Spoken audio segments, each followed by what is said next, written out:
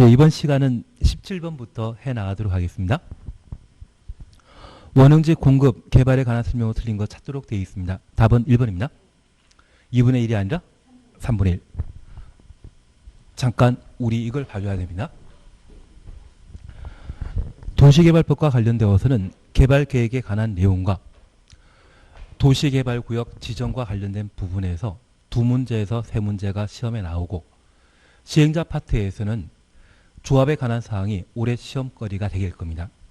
그게 아니라고 하면 앞서 우리 보셨던 지병동이나 일실이착, 대행, 위탁, 신탁을 각각 구분하는 것이 시험거리가 되게 됩니다.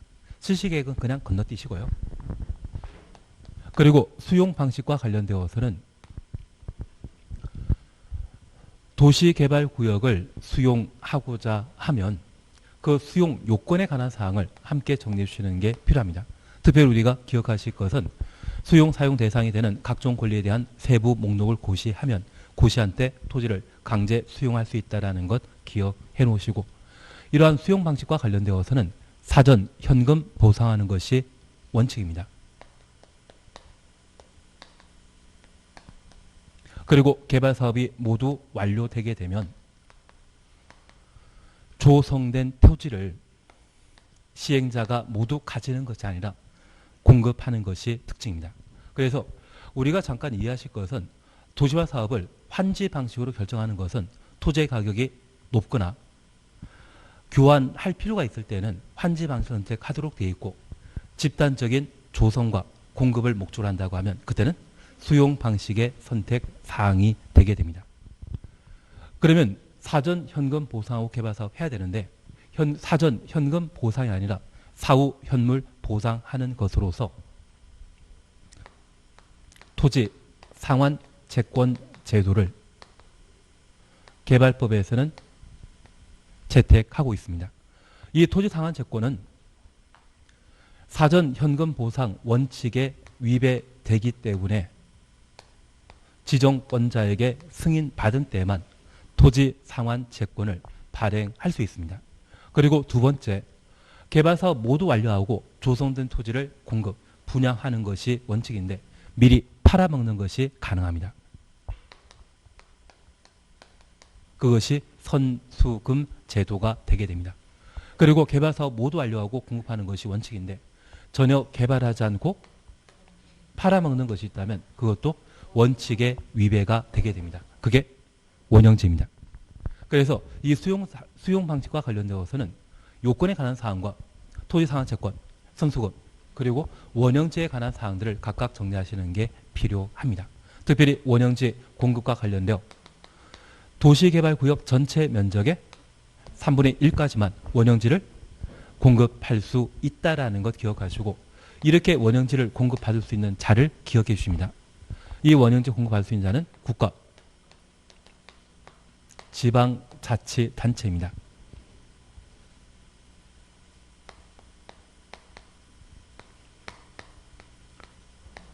그리고 공공으로서 도시화 사업을 원형지를 필요로 하는 자, 그리고 공모전에 선정된 자,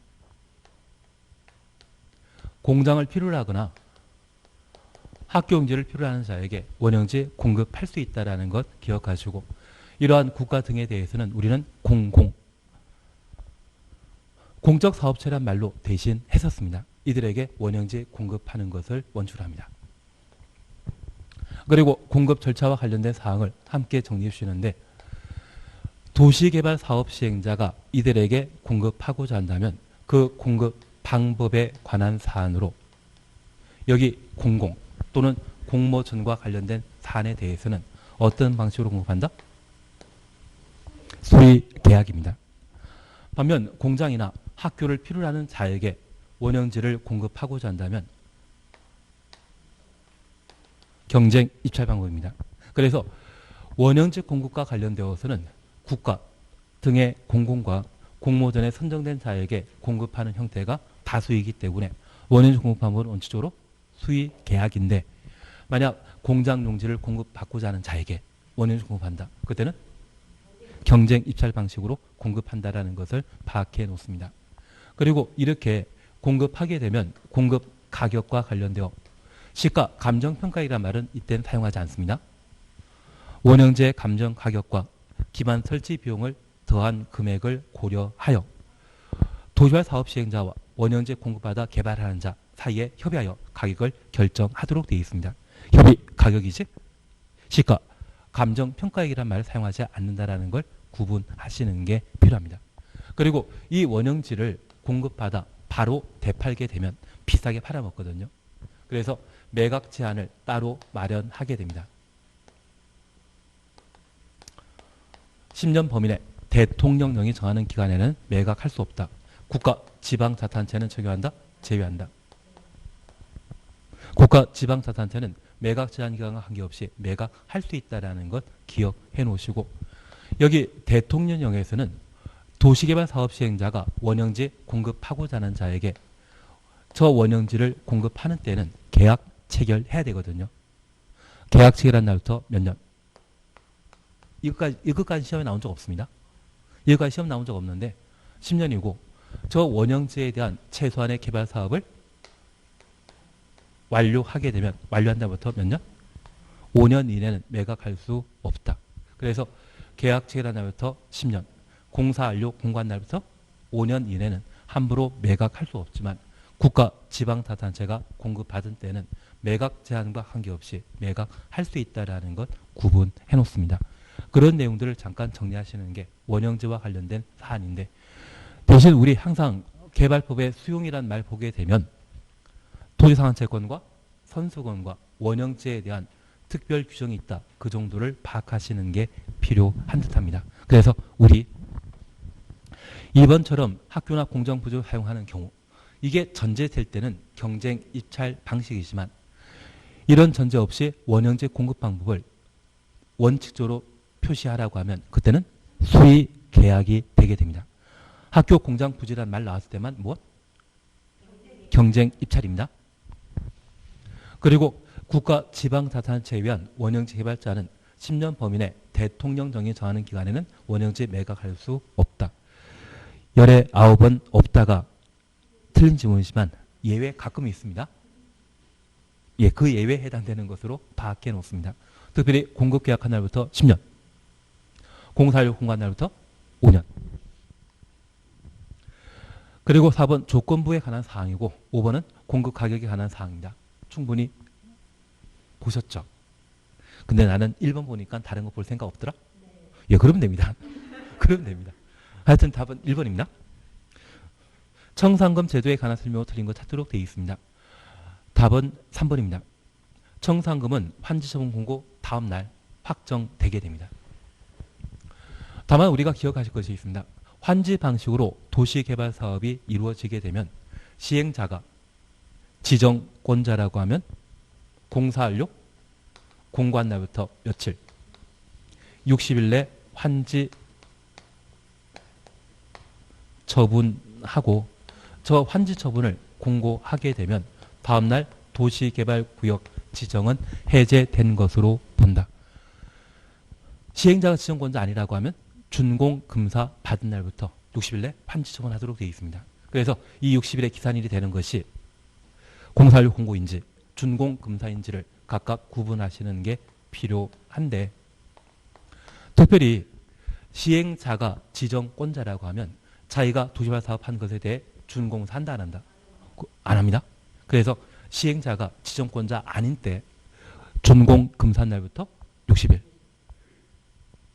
시행자 지정권자라면 공사완료 공고한 날부터 60일 내 환지 처분하도록 되어 있습니다.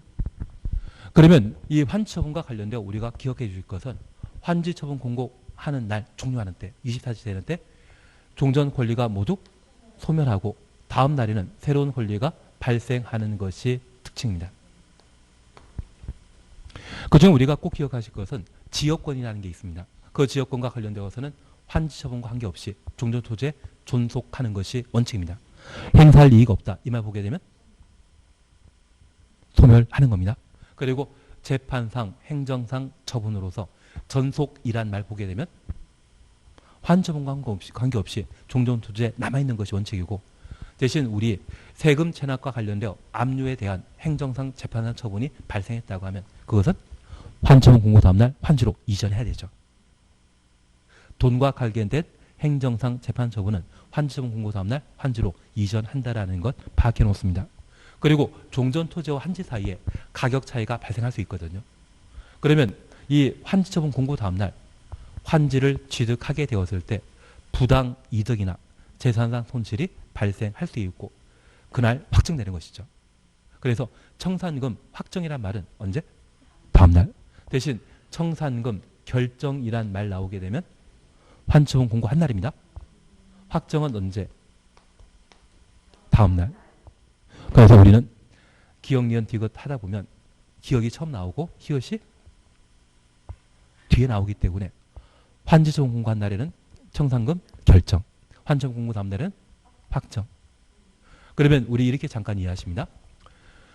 종전 토지의 가치가 100만 원인데 그 100만 원 땅을 환지처분 공고 다음 날 150만 원짜리 환지를 받게 되었다고 하면 시행자는 50만 원 받아야 되겠다. 마음속으로 결정한 날은 언제? 결정은 환지처분 공고한 날.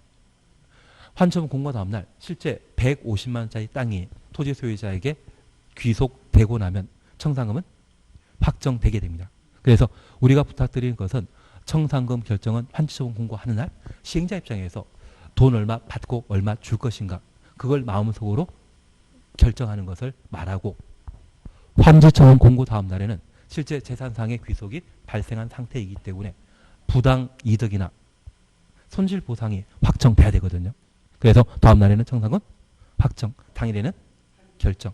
그래서 우리 민법 공부하시면서 의사표시 내 마음속으로 정하는 것과 대외적으로 표시되는 게 있지 않습니까? 표시가 중요하지 않았습니까? 나는 민법 잘하고 있다. 그래서 그 정도는 잘 알고 있다. 마음에는 안 드는 이야기였지만 청산금 환처분 공고 다음날 확정된다라는 말 확인해 놓습니다. 5번 소멸시효와 관련되어서는 5년이라는 말 확인되시죠? 다만 제가 하나 부탁드릴 게 있습니다. 도시개발채권의 발행은 시도의사, 도시개발 사업이나 도시군 계획설 사업 하고자 할 때 도시개발채권을 행정안전부 장관의 승인받아 발행할 수 있습니다. 상환 기간은 5년 이상 10년, 소용 방식은 5년, 환지 방식은 10년. 반면 도시군 계획설 채권은 칠순 잔치해야 되기 때문에 10년. 개발 채권은 도시개발 채권은 5년 이상 10년. 도시군 계획설 채권은 칠순 잔치라는 것 그것 하나 생각하시면서 10년입니다. 그리고 이 도시개발 채권을 발행하게 되면 원금은 청산 소멸시효는 5년, 이자는 2년. 이자 이야기 나오는 것은 도시개발 채권에서만 나옵니다.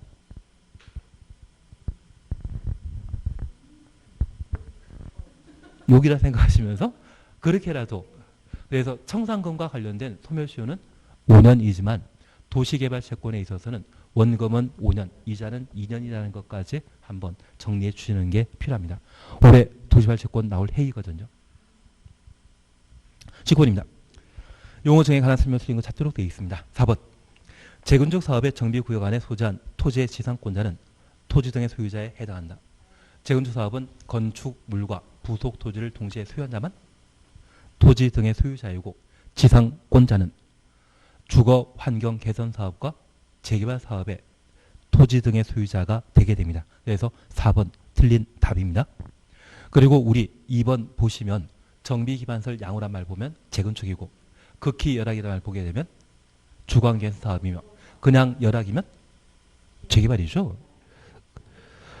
그리고 나는 3번 정비기반설과 5번 공동이용시설 잘 구분하고 있다. 생활에 꼭 필요하면 정비기반설이고 주택법의 부대시설이 정비기반설입니다. 주택법의 복리시설은 공동이용시설이 되게 됩니다. 20번입니다. 정비기본계획은 매년 시험에 나옵니다. 매년 시험에 나오기 때문에 우리는 열심히 봐야 됩니다. 틀린 거 찾도록 되어 있습니다. 답은 4번입니다.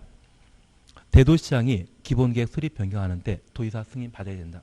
정비법에는 대도시장과 도의사가 권한이 대등합니다. 그래서 대도시장이 수립한 기본계획에 대해서는 도의사 승인 받을 필요 없고 대도시장을 제외한 시장이 수립한 정비기본계획은 도지사 승인 받도록 되어 있습니다. 특별히 우리 기억하실 것은 5번 정비예정구역의 계략적인 범위와 단계별 정비사업 추진계획, 정비기본계획 내용입니다. 정비예정구역 결정하는 것은 어디에 산다? 기본계획에 산다라는 것 기억해 놓으시고, 나는 생활권 설정이라는 말 기억난다?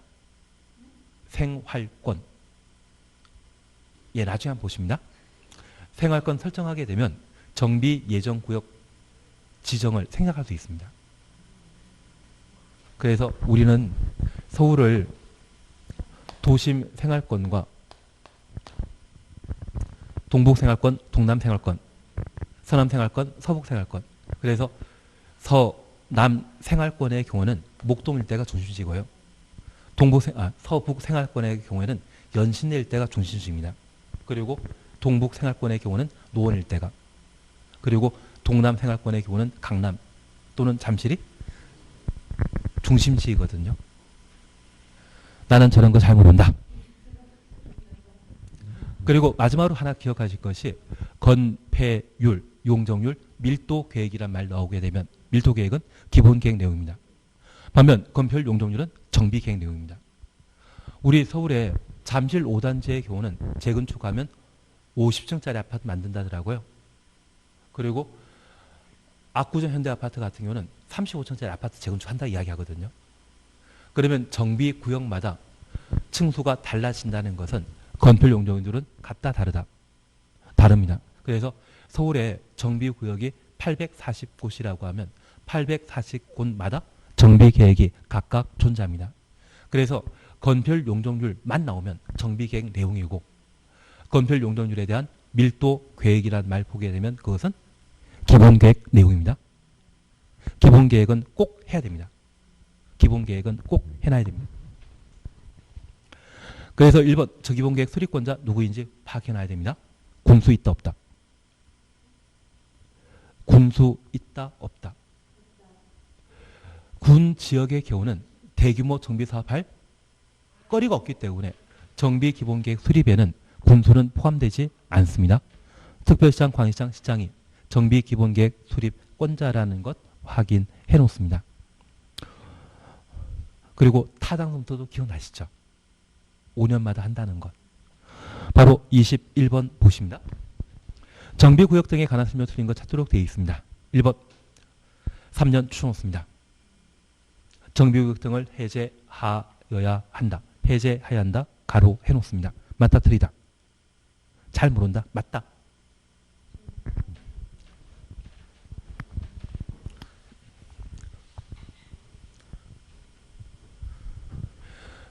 정비사업하는 장소를 정비구역이라 합니다. 여기 정비구역은 정비사업하는 장소로서 개발사업이 완료되면 정비구역은 해제되게 됩니다. 그 해제 시기는 언제?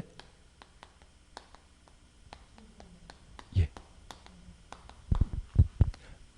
준공인가 혹시 다음날. 만약 사업 시행 방식이 관리 처분 계획이라면 이전 고시 다음날 정비구역은 해제된 것으로 본다. 이렇게 정비구역이 해제되게 되면 조합 존속에 영향 없습니다. 조합은 계속 유지된다라는 것 파악해 놓으시고, 정비사업이 미완성 상태에서 해제되는 경우가 있습니다. 반드시 해제되는 필수적 해제 사유와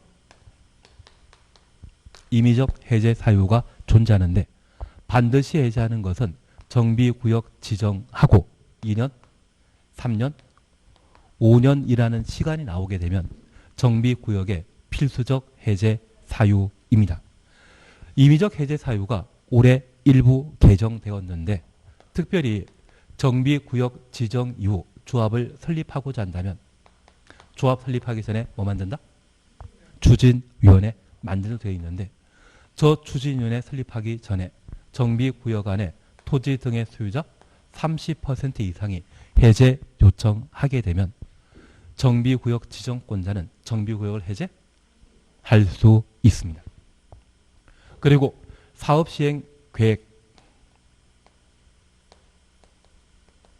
인가 받기 전에 인가 받지 못한 상태일 때 정비구역 안에 토지 등의 소유자 과반수가 동의하여 요청하면 정비구역 해제할 수 있습니다. 제가 부탁드리는 것은 여기 정비구역을 해제함에 있어서 정비사업이 미완성 상태일 때 2년, 3년, 5년 기가 나오면 정비구역 해제하여야 한다. 토지등의 소유자 동의 나오게 되면 정비구역 해제할 수 있다. 그러면 이제 다시 하나 예를 봐놓습니다. 정비구역이 지정된 이후에는 시행자가 결정될 필요가 있어 추진위원회 승인을 신청해야 되는데 정비구역 지정하고 몇 년? 2년 내 추진위원회 승인 신청하지 않았다면 정비구역 해제하여야 한다. 그리고 저 추진위원회는 조합을 설립해서 사업 시행해야 되는데 저 조합 설립하기 위해서는 조합 설립 인가를 받아야 되거든요. 추진위원회 승인 받은 날부터 몇 년? 2년 내 조합 설립 인가 신청하지 않았다면 정비구역 해제하여야 한다. 그리고 조합은 정비 사업을 시행하기 위해서는 사업 시행 계획을 인가 받아야 됩니다. 저 사업 시행 계획을 몇 년? 3년 내 인가 신청하지 않았다면 정비구역 해제하여야 한다. 저 사업 시행 인가 받은 이후에는 정비구역 절대 해제 못합니다. 사업 시행 인가 받은 이후에는 정비구역 해제한다 못한다? 못한다. 그걸 잡아주십니다. 그리고 올해 정부에서는 서울의 재개발 재건축 사업과 관련되어 SH공사나 주택공사가 개입하여 사업하게 되면 추진위원회 설립하지 않고 공공지원 형태로 정비사업을 할 수 있거든요. 둘에 추진위원회에 빠지게 되면 2 더하기 2에 추진위원회에 빠지게 되면 3년. 그래서 저 정비구역 지정하고 추진위원회 없이 공공지원에 따라 조합 설립 인가를 몇 년?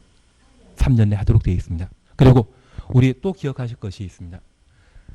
저 정비구역 안에 토지 등의 소유자가 20명 미만인 때는 토지 등의 소유자가 재개발 사업을 직접 할 수 있거든요.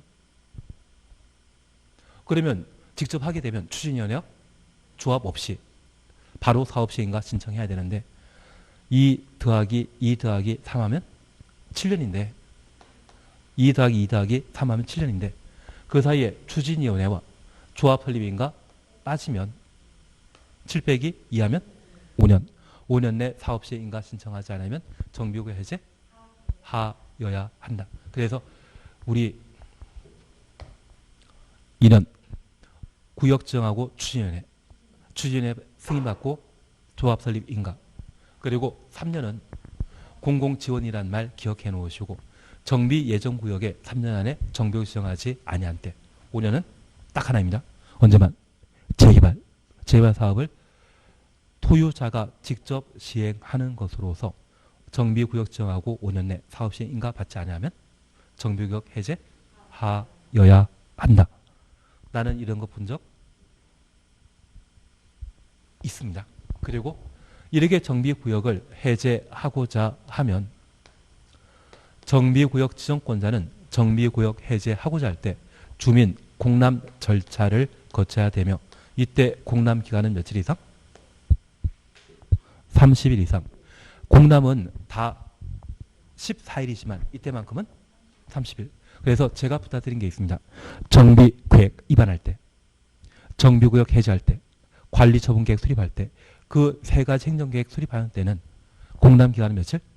30일 이상이라는 것 기억해 놓으시고 이러한 지정권자 정비구역 해제하고자 한다면 구역 지정할 때 마찬가지지만 정비구역 안에는 보존할 만한 농지나 산 없거든요. 관계 행정기관에 협의한다 안 한다? 협의 없이 뭐만? 도시계획위원회 심의 거쳐 정비구역을 해제할 수 있고 해제하게 되면 조합 설립 인가 취소된 것으로 본다. 조합은 남아있다? 사라진다.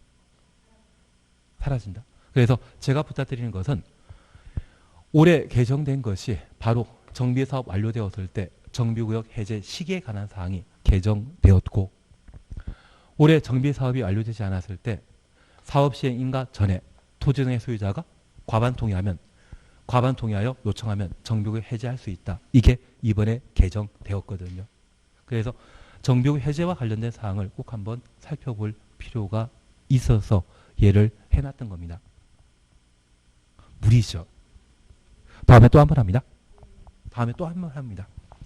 예, 그리고 2번 재건축 사업과 관련된 대상으로 200세대 이상이라는 말 확인만 해놓으시고 15,000제곱미터 이상이라는 말 눈에 익혀놓습니다. 3번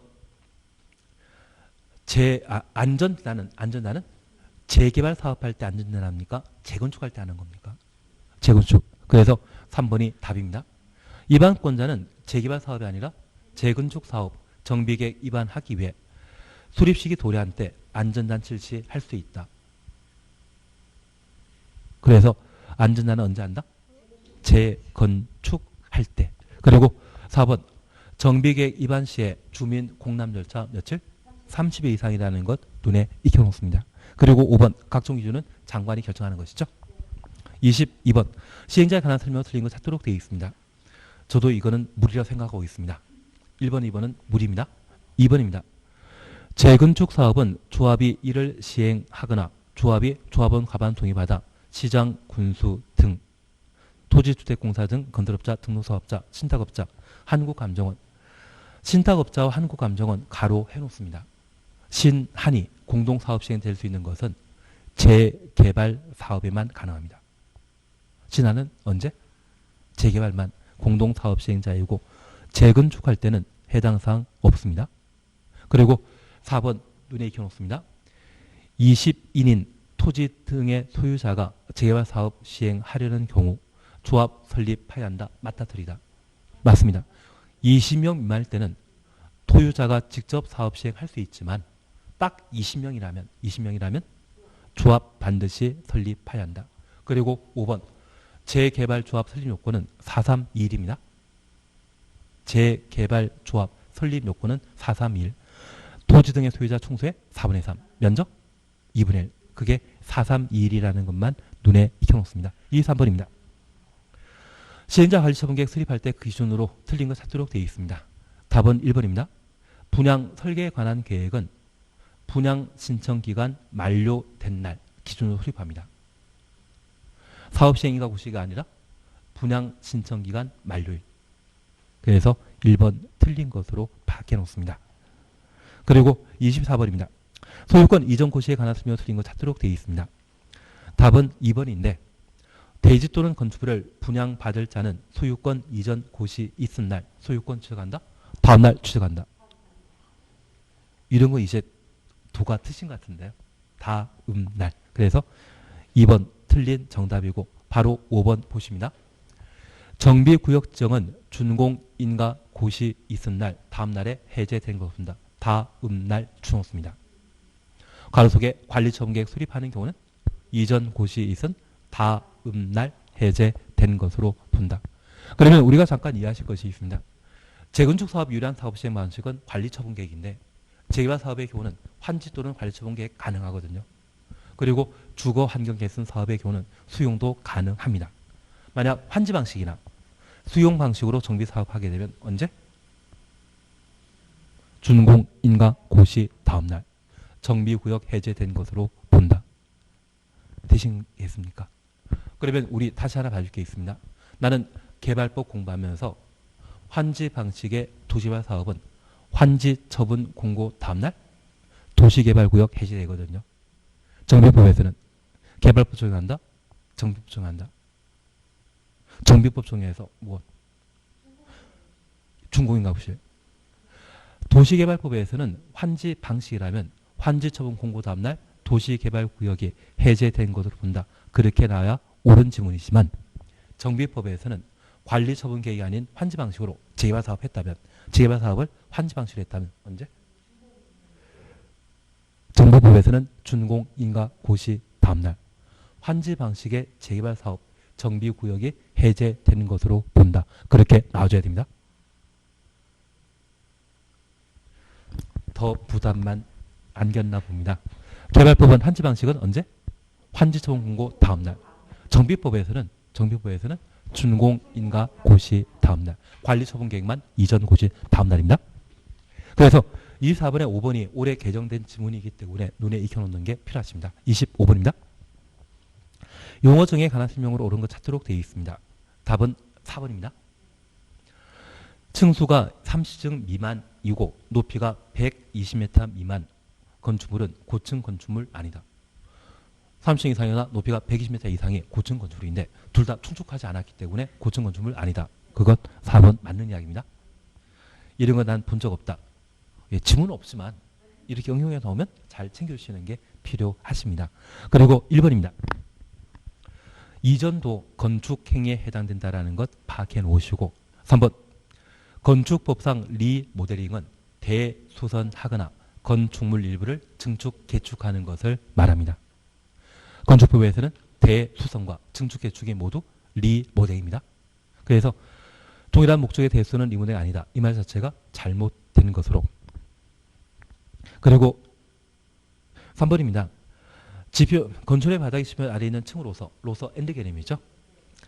지표면에서 바닥의 지표면까지의 평균 높이가 해당 층 높이의 2분의 1 이상이면 지하층이죠.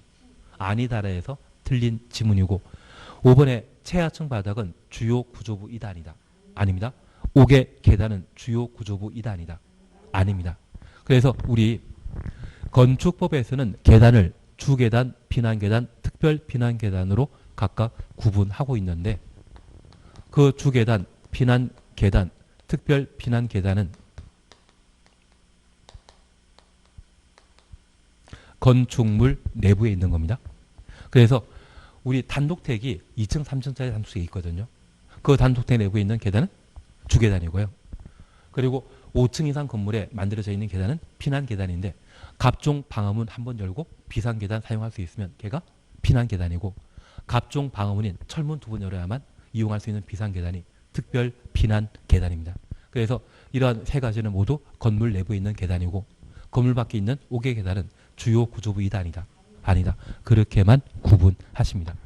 나는 갑종 방화문 이용해서 1층에서 6층까지 내려가 본 적이 올라가 본 적이 있다? 엘리베이터 타고 말지.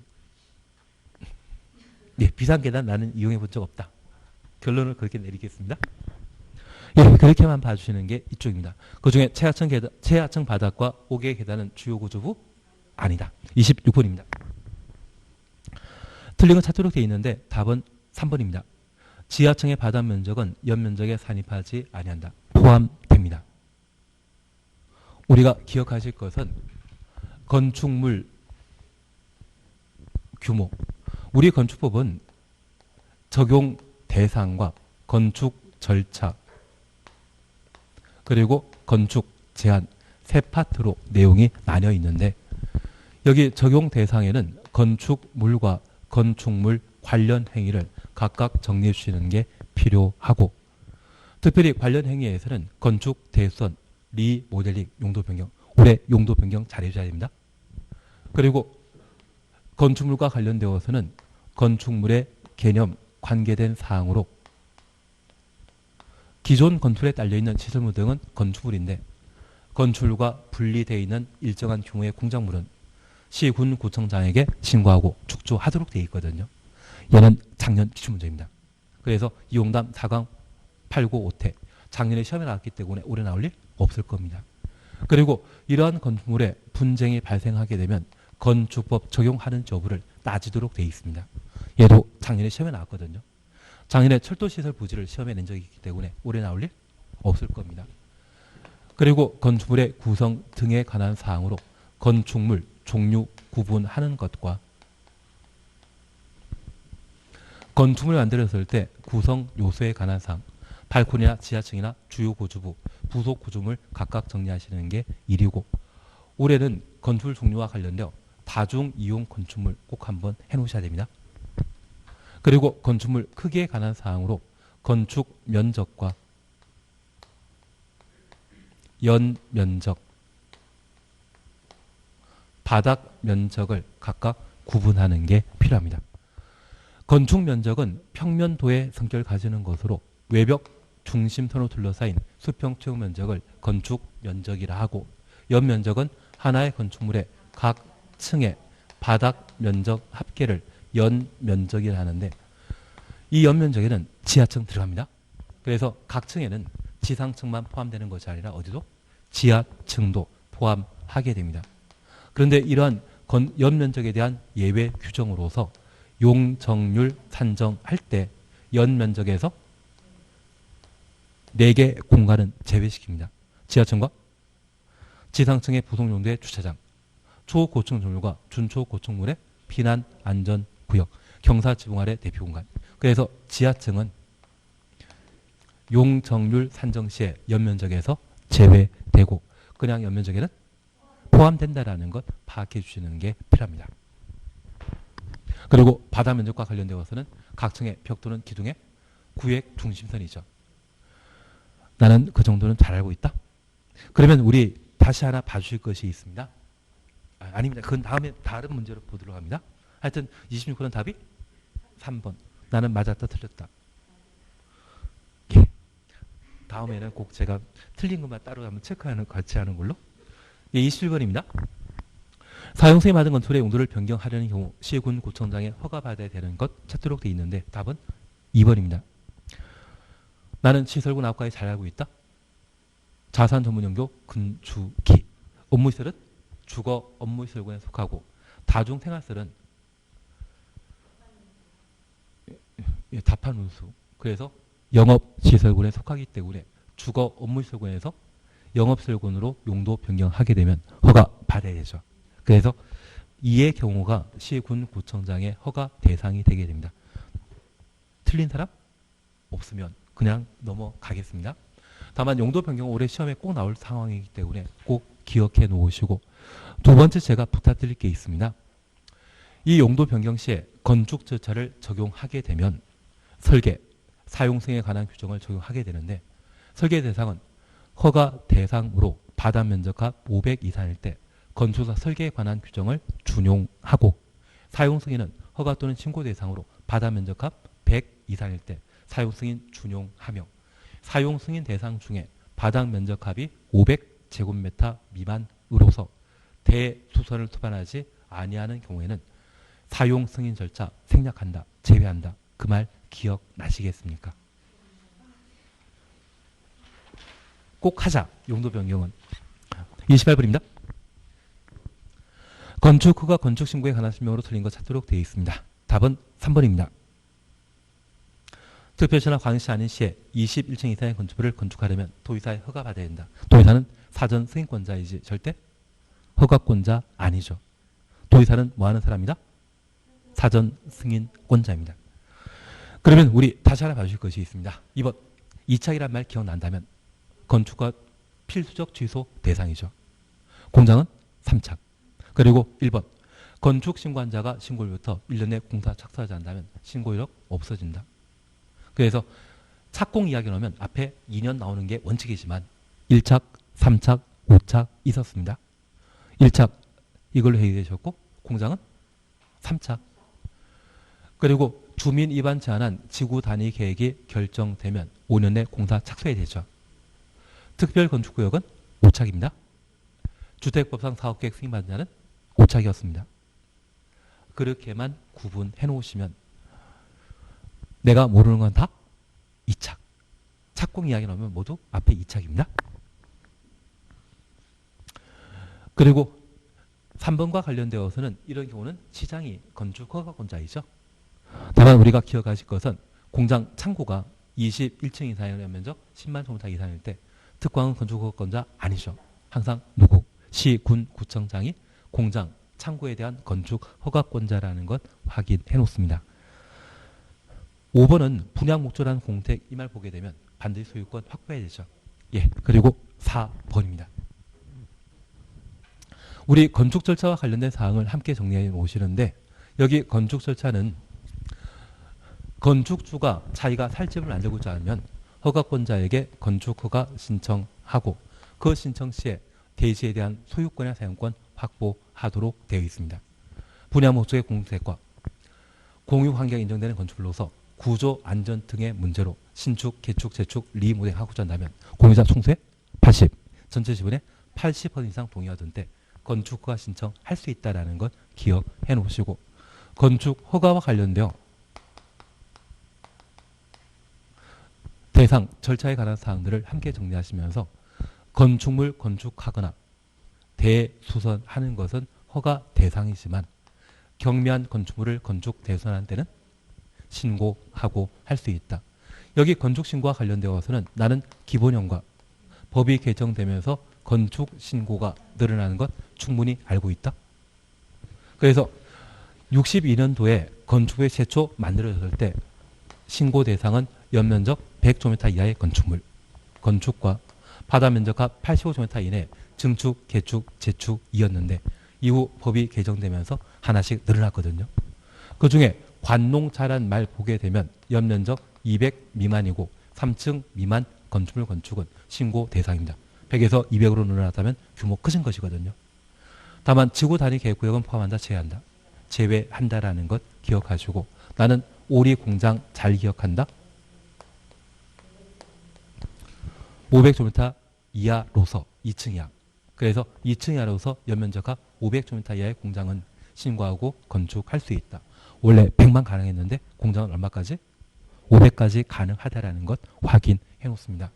높이 3m 범위내 증축행위, 건축 신고하고 할 수 있다라는 것 기억해 놓으시고, 대수선과 관련되어서는 연면적 200제곱미터 미만이고 3층 미만인 건축물에 대해서는 신고 대상입니다.